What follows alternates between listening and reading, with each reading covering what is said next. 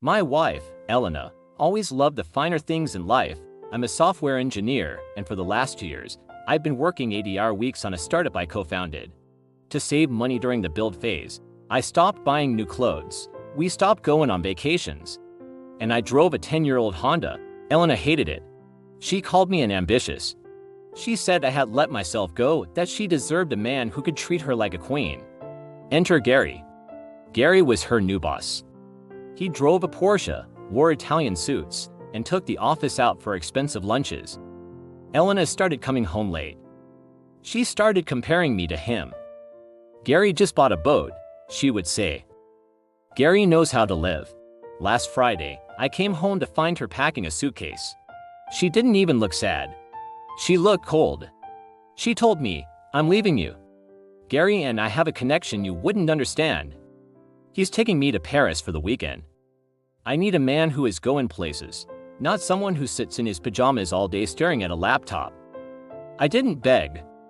I didn't scream. I just asked, "Are you sure about this?" She laughed. "Look at you, and look at him." "Yes, I'm sure." She walked out the door and into Gary's Porsche. She didn't know that the laptop I was staring at all day was closing a deal. See, my startup was in the final stages of being acquired by a major tech giant. The deal closed yesterday. My share of the buyout is 8 figures. I'm not just going places. I'm retired at 28. I spent the next 2 months quietly finalizing the divorce with my lawyer. I moved out of our cramped apartment and bought a modern estate on the coast cash. I bought the car I've always wanted. I blocked Elena on everything. Then, I got a call from a mutual friend, apparently. Gary's lifestyle wasn't funded by success.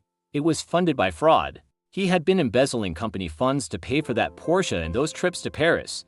The FBI raided his office on Tuesday. His assets were frozen.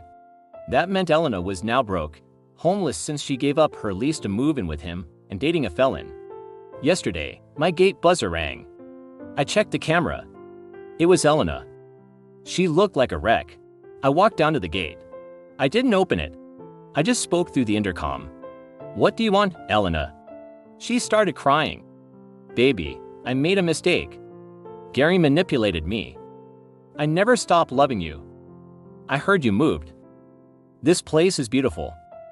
Can I just come in so we can talk?" I looked at her, then I looked at my new driveway. "Sorry, Elena. I'm really busy staring at my laptop today.